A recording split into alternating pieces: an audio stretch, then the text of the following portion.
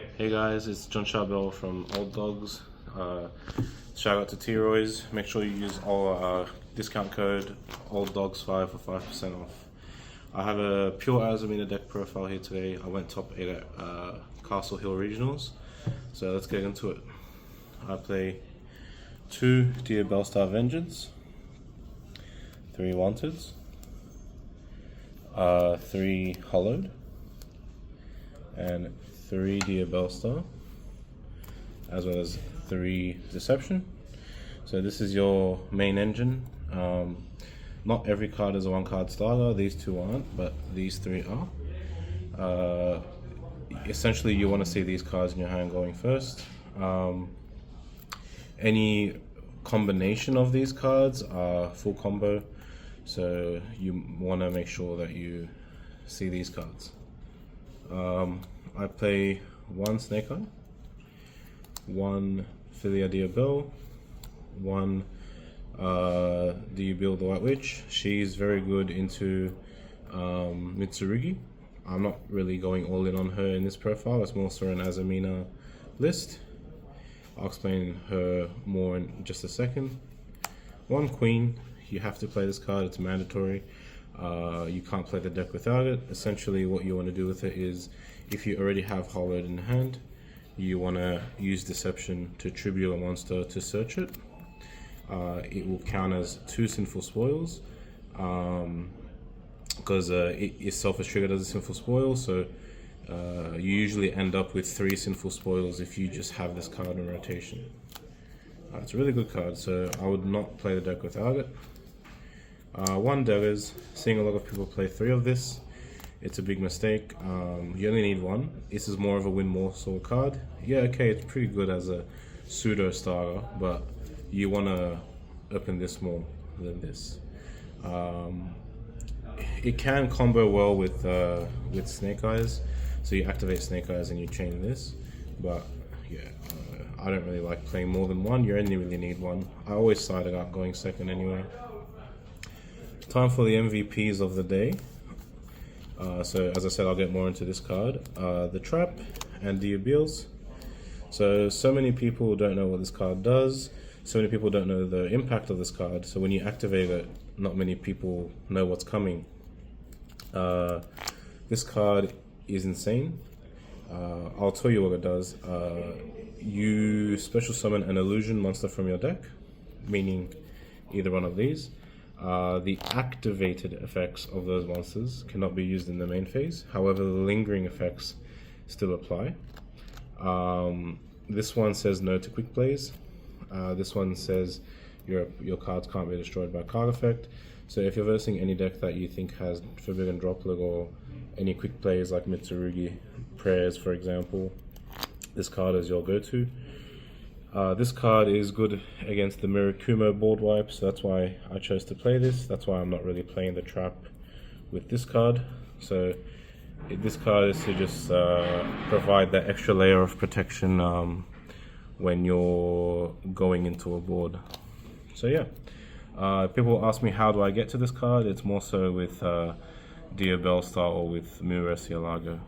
So there you go. The other traps I'm playing in the deck are Silvera, Morian, and Determination. These 2 are no-brainers in the deck. You have to play the deck with this. This card, however, not many people know about it. If you ever verse me at a locals or a regional or a YCS, this card is the cover card for my profile. This card is very good at playing into 4/4. So what I do is I activate Deception. Let's say I tribute a monster. If they want to 4 me, or if I know they want me to play 4, instead of searching Hollowed, I search this one. I then set it on my opponent's turn, and on their turn I summon Saint Azamina. What this card does is you shuffle back Sinful Spoils in your graveyard and Banished to essentially do what Hollowed does. It also has a graveyard effect, where if you banish it, you can reset any Sinful Spoils from your graveyard. Can't be used that turn, but it's the Sinful Spoils that you want on the field to be used as material for Hollowed. So this card is uncuttable. It's also a good side out going second, so it's a very good card. Onto this card. This card is was my 41st card. It's more so just to play Chaos Angel. Moving forward, I'll probably take it out of the deck. Yeah, it came up once or twice today, but it's not necessary for the deck. Honestly, I would play more Sinful Spoils than this card if I had the chance to. So yeah, this card is very flexible. You don't have to play it. Now for the non-engine. Non-engine, I'm playing. Let me just clear this up real quick. Non-engine, I'm playing 1 Chord By, 3 Impulse, 3 Foros, 3 Imperm, 3 Ash, and last but not least, 3 Lava Golem. This deck does not normal summon, so Lava Golem is a very good bonus, especially like when you're going siding out for second, you instantly have 6 cards to side out. So this helps a lot with your side out patterns. This card is very good in general. So yeah, and Impulse and Imperm go very well with Vengeance's summoning requirements. Vengeance needs a trap and a spell to be banished to be able to summon it. So the fact that you're playing more trap heavy interruptions facilitates this being live more often. So yeah, it's a pretty big non-engine count. If I had to change something, maybe I would change this for a Triple Tactics. I'm playing Triple Tactics in the side deck anyway, but this card is very cuggable. You can play a more non-engine if you really wanted to. You could take these out and play like Nibiru or something else. So yeah, that's the main deck. Moving on to the extra deck. We got the 2 generic staples in any deck, SP and Typhon. Typhon comes up a lot in this deck particularly because you want to have a grind game sort of thing. So if they do end up outing your Saint Azamina, Typhon is your go-to. With this deck, you only really need to live 1 turn to win, so don't underestimate the impact of Typhon. Onto the Azamina fusions. 1 Murasielago. This card is your bread and butter of the deck. It searches an Azamina, searches a Sinful Spoils. It's very good going second because you can crash it into your opponent's monsters to search an additional time. It's also a pseudo skill drain if you have this card out on the field. But I'll get more into that card later. So yeah, this card's very versatile. You have to play it. I might bump it up to 2, but for now it's good at 1. Once Ilya Silva, she doesn't need any explaining. She's just a Omni Negate. 1 of the card that no one ever plays. This card is really good for removal, especially going second. In the grind games where both you and your opponent brick, it's a really good card to summon because you just keep adding back material every standby phase.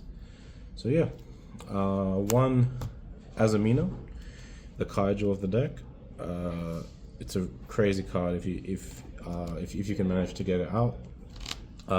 This compared with Silver Murasielago is a skill drain because this card says you can't use any monster effects with 0 or less attack. This card says that your monsters lose 500 attack for every Azamina on the field, so it pairs really well. 1 card that no one ever plays. This card is very niche, but when it does come up, it's insane. It will revive an illusion from the grave, and when a Sinful Spoils or Azamina card activates its effects, it can pop 2 cards. Now, why is that important as well? Is because if these 2 cards get destroyed by any means, you get to search. So if you can somehow get these 3 in rotation, which you can do very easily in this deck, you benefit a lot. Onto the best card in your deck, 2 Saint Azamina. This card wins you the game. This card is your deck. You cannot play this deck without Saint Azamina. It's insane. Against Yummy, they can't do anything. Against Mitsurugi, it's a little bit less good, but it still manages because they can't summon back off of Futsu, for example. So yeah, it's a very nice card. It's a very good end piece. You can also sneak in some games because it has like a U-Bell effect where your opponent takes any battle damage you would have taken. So more often than not, I would summon a lot of little like hand traps and stuff, and I would crash them into big boggies.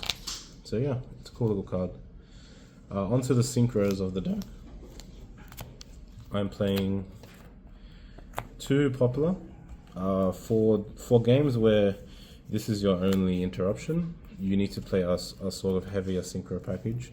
So I decided on 2 popular, 1 Snake Eye Dragon, 1 Book of Moon.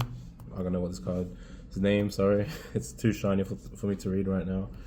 And 1 Pep. This card is unbelievably insane in this deck. Your hardest matchup is Dracotel, because they have a lot of non-targeting removal and non-targeting interaction. So this card is your insta-win bargain against Dracotel. You summon it with Popular and either Dear Bellstar or Dear Beals. When you summon this against Dracotel, you win the game. It's an unbelievable card. So don't ever cut this card from your deck. And for the last card, just Chaos Angel. More so for the LZ. In future, I might remove this with LZ, and I might just play another one of this. So yeah, now onto the side deck. Side deck is pretty simple. 1 Triple Tactics Talent, 2 Meows. Meows is very good this format. Against Mitsurugi and Yami, this card overperforms. I'm only really playing 2 because I don't have a third one. So yeah, if I had a third one, I would cut this to play it. But yeah, you can do whatever you really want with the side deck. It's up to you. Shout out to Dennis Ling. He was the one who told me to play Bestials in the side. In the initial part of this deck, I was going to play Songs of the Dominator with Impulse. The reason I decided against Songs was because Furos clashes with it. So I was like, I need a hand trap that is impactful, that can be put in the side deck, that gives me boggies for Deception. So I was like, at first I thought, do I put Ash Blossom in the side deck and do I put Songs in the main deck and then not even play Bestials? But we did some testing at Dennis's house and it was just a lot better to side deck Bestials, main Ash, and just cut the Songs. But Songs does work in this deck. It just, you have to be careful how you use it. None of your engine triggers the restrictions of Songs. So you can play Songs if you really wanted to, but I feel like this is the correct way. 3 Droll, 3 Fenrir, standard cards. Although yes, Impulse does lock you out of Fenrir's, honestly it never really came up for me. Fenrir is just a good card. You summon it, you get a free body, and you get a free interruption. There's not many cards in the game that can do that. So even though you're playing Impulse, I would still highly recommend playing Fenrir. And for the last card of the deck profile that not many people are playing, which I think is the best card into Dracotel, is Evenly Matched. Is a very cool card in this deck because it's also another trap card to banish off of Vengeance. Not only that, if you flip this against a Dracotel player and they don't know what they're getting themselves into, you instantly win the game on the spot. They lose all their grind game. This deck, as you know, grinds very well.